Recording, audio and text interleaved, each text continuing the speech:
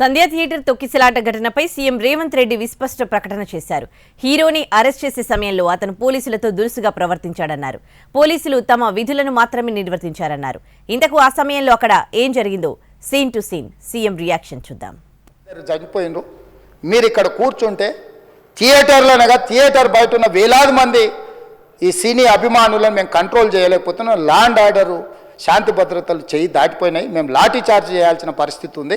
మీరు దయచేసి వెళ్ళిపోండి, వచ్చిండ్రు చూసిన కదా వెళ్ళిపోండి అంటే, లేదు నేను సినిమా అయిపోయే వరకు ఇట్లే కూర్చుంటానని పోలీసులతో చెప్పిండని సిటీ కమిషనర్ నాకు చెప్పడం జరిగింది. అధ్యక్ష, బయట చనిపోయినరు, పరిస్థితి చాలా గందరగోళంగా ఉన్నది.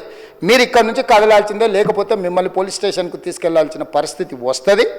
మీరు ఇక్కడ నుంచి కదలాల్సిందే అని బలవంతంగా అతన్ని సినిమా మధ్యలో 12 గంటల సమయంలో, రాత్రి 12 గంటల సమయం అట్టిట్టుగా ఆ సమయంలో అతను తీసుకొచ్చి బండెక్కిస్తే మళ్ళీ అతను రూఫ్ టాప్ ఓపెన్ చేసి మళ్ళీ చేతులు ఊపుకుంటూ రోడ్ షో చేసుకుంటూ, అంటే తల్లి చనిపోయి పిల్లగాడు చావు బతుకుల మధ్యలో ఉన్నాడు, మీరు వెళ్ళండి అని వెనక్కి పంపిస్తే కూడా మళ్ళీ కారులో రూఫ్ టాప్ ఓపెన్ చేసి చేతులు ఊపుకుంటా అభిమానులను సంతోషపెట్టుకుంటా రోడ్ షో చేసుకుంటా అతను వెళ్ళిపోయింది. అధ్యక్ష, కేసు మీద థియేటర్కి సంబంధించిన కొంతమందిని అరెస్టు చేసిరు. అరెస్టు చేసి 10-11 రోజుల తర్వాత పోలీసు హీరో గారింటికి వెళ్ళిండ్రు.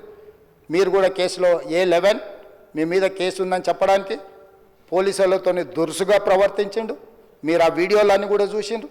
ఆ పరిస్థితిలో చట్టాన్ని అమలు చేసే పోలీసులు ఆల్రెడీ ప్రాణాలు పోయినాయి. ఒక నిరుపేద తల్లి చనిపోయింది, కొడుకు చావు బతుకుల మధ్యలో ఉన్నాడు. ఆ రోజు కోర్టుల కేసులు కూడా వస్తున్నాయి. కోర్టుకు కూడా మీరు విచారణలు ఏం చేసిండ్రని కోర్టుకు కూడా పోలీసులు